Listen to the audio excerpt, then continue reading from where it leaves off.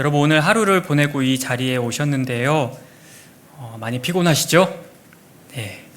여러분에게 한 가지 좀 질문을 드리고 싶습니다. 오늘 열심히 일하셨을 텐데 무엇 때문에 열심히 일하셨습니까? 오늘 맛있는 거 드셨죠? 네. 무엇 때문에 맛있는 것을 드셨습니까? 무엇 때문에 드라마를 보셨습니까?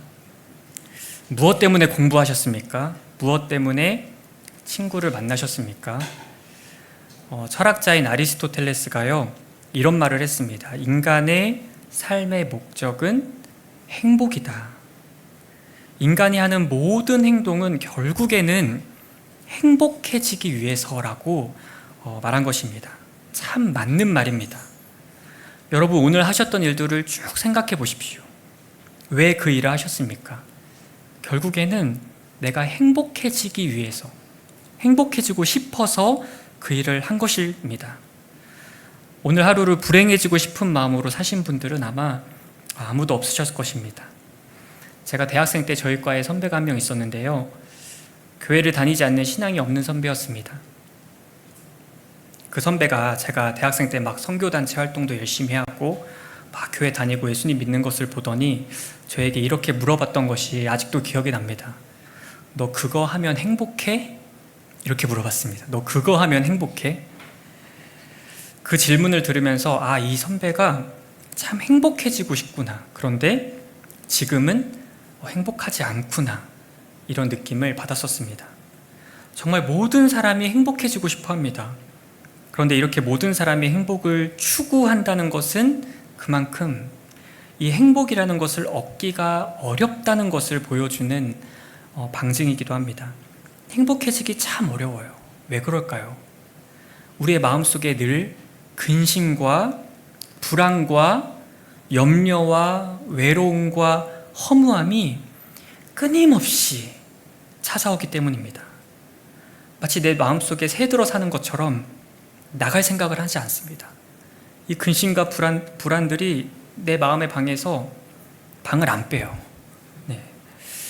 지금 여러분의 마음을 한번 잘 들여다보십시오. 뭔가 마음에 걸리는 것이 하나쯤은 다 있지 않으십니까? 그래서 인류의 역사를 보면은 어떻게 하면 이런 불편한 마음들을 다룰 것인가 늘 고민해왔던 것을 볼 수 있습니다. 과연 어떻게 해야 마음의 평안을 얻을 수 있을까? 영국의 마틴 로이드 존스라는 목사님께서 이 사람들이 불편한 마음을 해결하기 위해서 발견한 방법들을 이렇게 몇 가지로 좀 정리를 하셨는데 참 정리를 잘 하셨습니다. 그 불편한 마음을 정리하는 방법입니다. 세상 사람들이 사용하는. 먼저 첫 번째로 아예 생각이라는 것을 하지 말자라는 방법이 있습니다. 사람들이 마음의 평안을 얻기 위해서 가장 많이 사용하는 방법이기도 합니다. 여러분 행복해지고 싶으시면 근심을 떨쳐버리십시오. 이런 말 많이 들어보셨죠?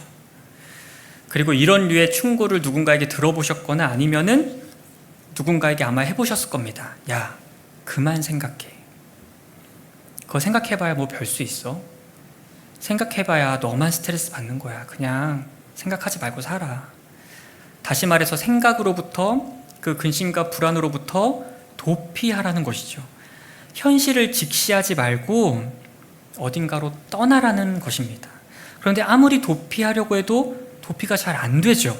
그래서 생각을 멈추기 위해서 다른 무언가를 굉장히 많이 합니다. 틈만 나면 여행을 간다거나 시간만 나면 술을 마신다거나 쉴 틈 없이 드라마에 빠진다거나 하는 것입니다.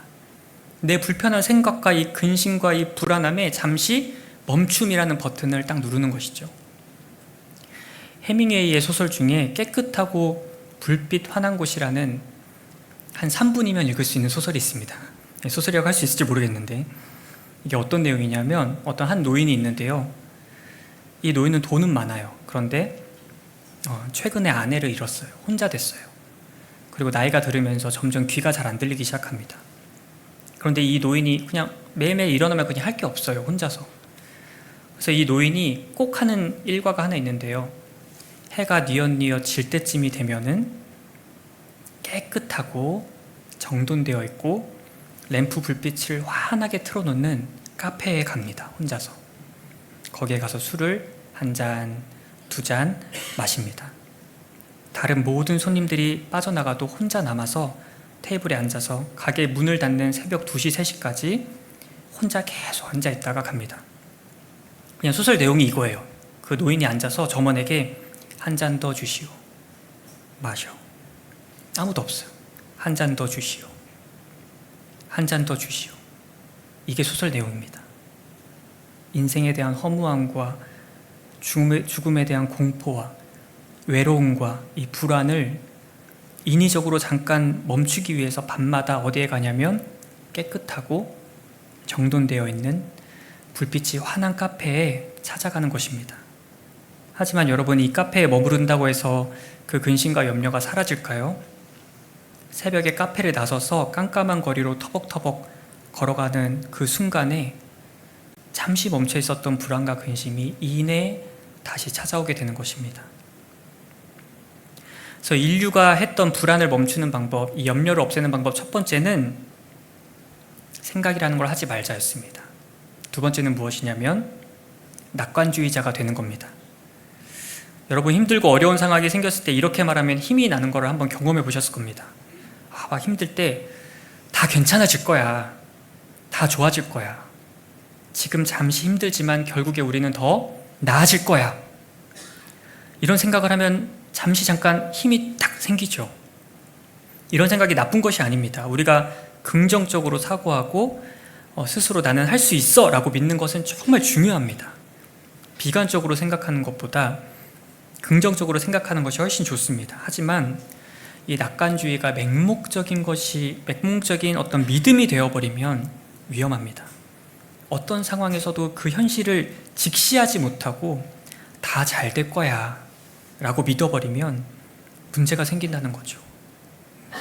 울어야 할 때에도 밝은 면만 보면서 웃음 짓고 있다면 이상한 거죠.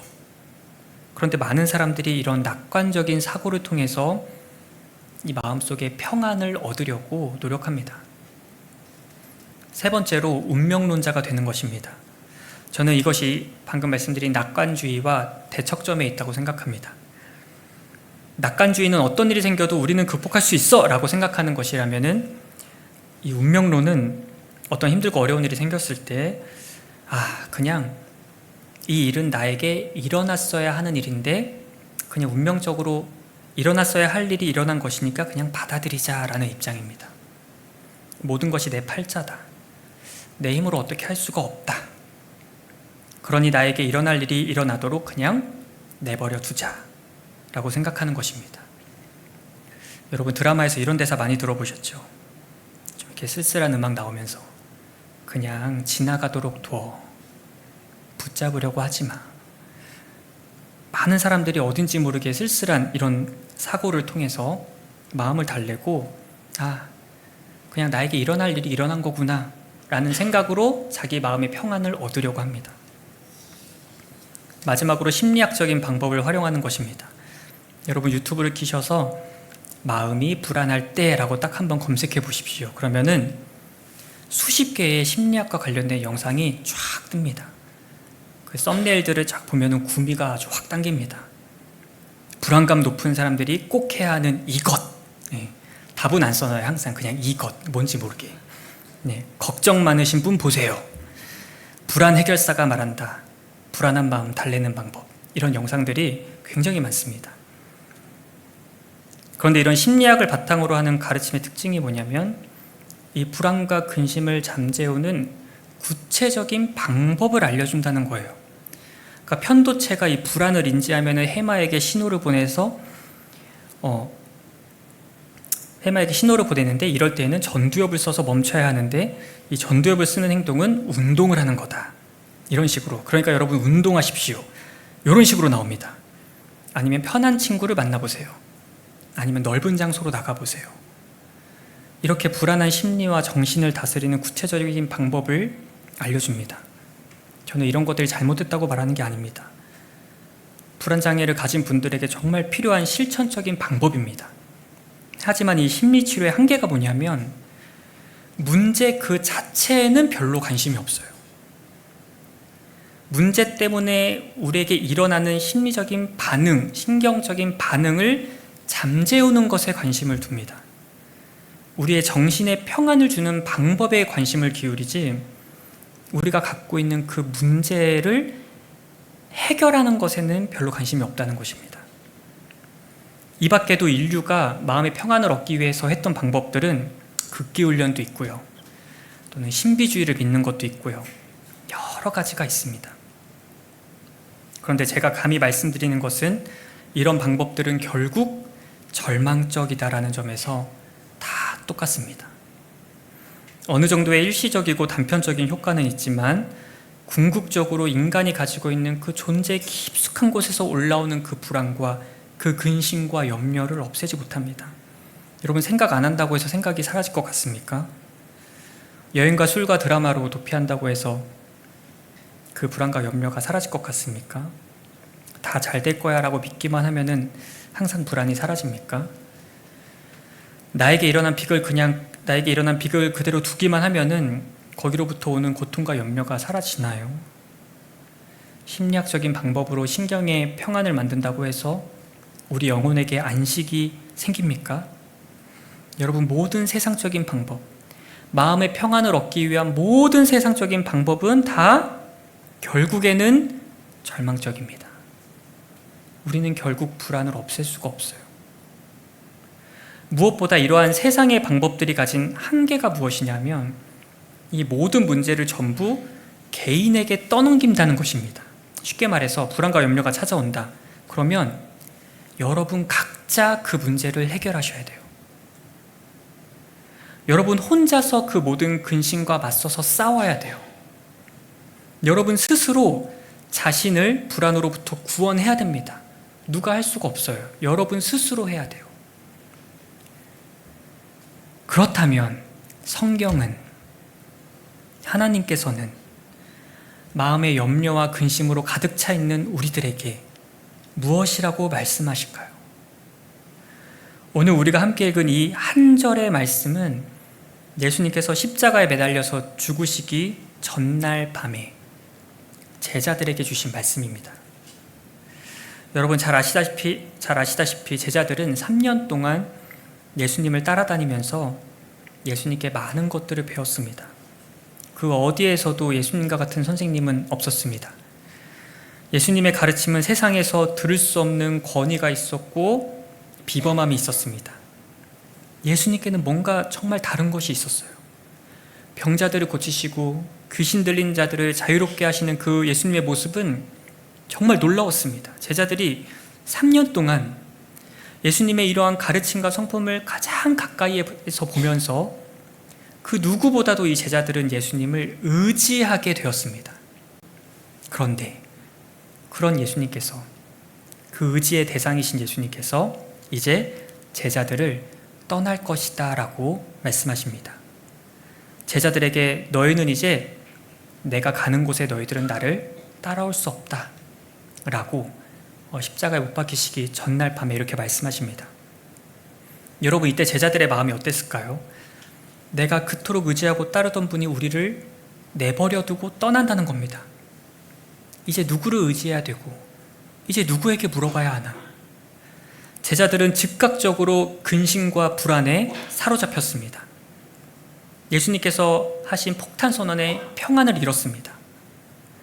여러분, 우리가 정말 사랑하고 존경하고 좋아하는 성도님이 어느 날 갑자기 귀임한다라고 발표하면 그것만으로도 우리의 마음이 흔들립니다.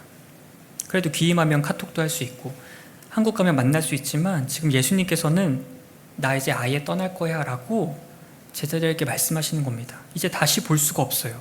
그러니까 이 제자들의 마음이 얼마나 흔들렸겠습니까? 예수님께서는 제자들의 이러한 불안한 마음, 근심을 꿰뚫어 보셨어요. 그래서 예수님께서 제자들에게 이렇게 말씀하셨습니다. 너희는 마음에 근심하지 말라. 하나님을 믿으니 또 나를 믿으라. 학자들은 대부분 이 말씀의 뒷부분을 하나님을 믿으니 또 나를 믿으라 이렇게 되어 있는데, 이 말씀을 하나님을 믿으라 또 나를 믿으라 로 번역할 수 있다고 합니다. 그래서 새 번역이나 공동 번역에도 보면은 하나님을 믿고 또 나를 믿어라 이렇게 번역되어 있습니다. 즉 예수님께서 제자들에게 이렇게 말씀하시는 것입니다. 제자들이 딱 그 얼굴이 얼어붙은 것을 보시고 너희들 마음에 근심이 생겼구나. 근심하지 마라. 하나님을 믿어라. 또 나를 믿어라.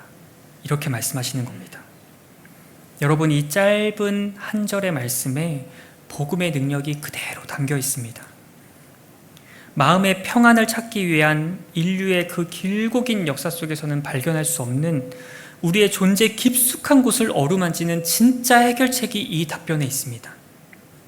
근심과 불안, 염려를 다루는 세상의 방법과 하나님의 방법의 가장 큰 차이가 무엇일까요?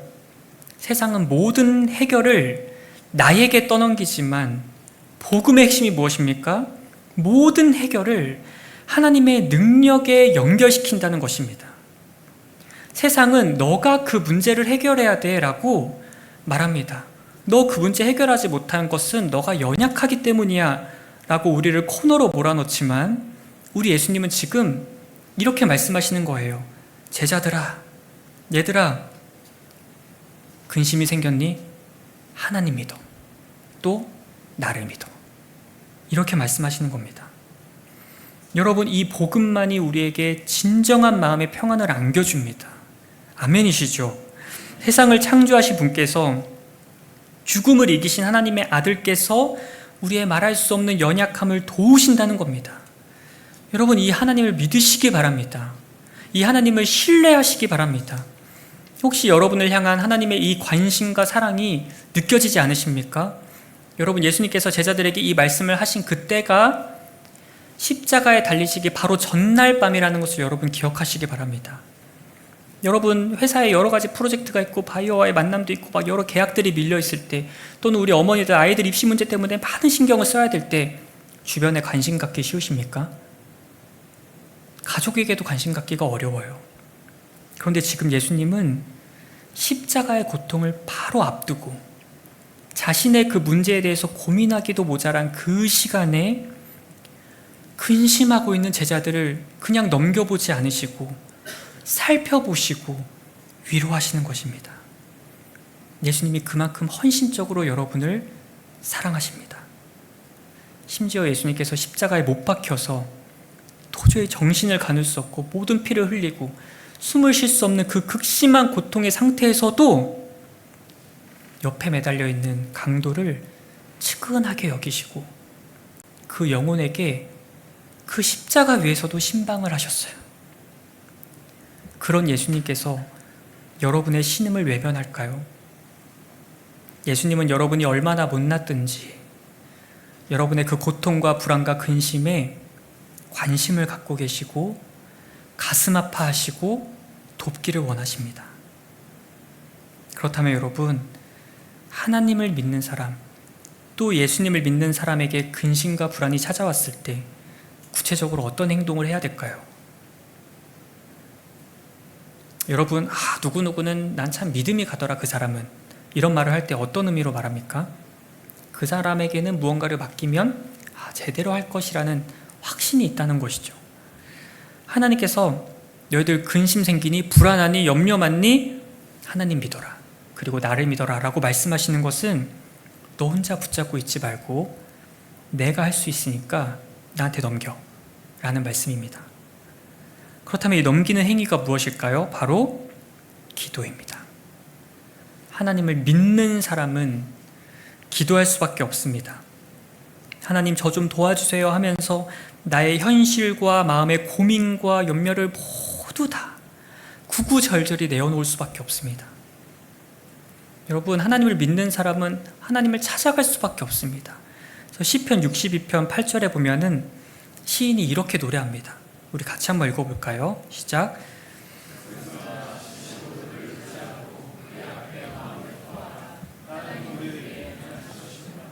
여러분, 시인이 지금 뭐라고 말하냐면 하나님 앞에서 마음을 토해라 이렇게 말합니다. 여러분, 토한다는 게 뭔가요? 안에 있는 것을, 모든 것을 남김없이 다 내어놓는다는 것입니다. 여러분, 조금 더러운 이야기지만 여러분 토하실 때 내가 밥은 토하고 과일은 좀 걸러서 토 안 해야겠다. 이러신 적 있으십니까? 그건 토하는 게 아니죠. 걸을 수가 없어요. 토한다는 것은 남김없이 모두 털어놓는 것을 말합니다. 여러분을 불안하게 만들고 여러분을 불편하게 만드는 그 원인이 무엇이든지 간에 상관없이 모두 털어놓으십시오. 여러분의 현실 모두를 구하십시오. 다른 세상의 철학들은 우리의 최악의 우리의 현실들을 어떻게든 애써서 감추려고 합니다. 야, 그거 너 힘든 건데 사실은 그렇게 힘든 거 아니야. 감추려고 해요. 하지만 복음의 차이점이 뭐냐면 우리의 현실을 낱낱이 드러내는 것입니다. 하나님의 조명 아래 우리 안에 있는 모든 것을 다 꺼내놓는 것입니다. 그렇게 현실을 다 내놓았을 때 하나님께서 너가 왜 그 지경인지 말씀해 주시고 거기에서부터 말씀해 주시고 치유가 일어나는 것이죠. 여러분, 그리고 하나님은 소문을 옮기지 않으십니다. 무엇이든지 걱정하지 말고 하나님께 아뢰십시오. 혹시 기도가 안 되십니까? 그러면 기도가 안 된다고 털어놓으십시오. 여러분의 약한 의지와 실패들도 모두 토해내십시오.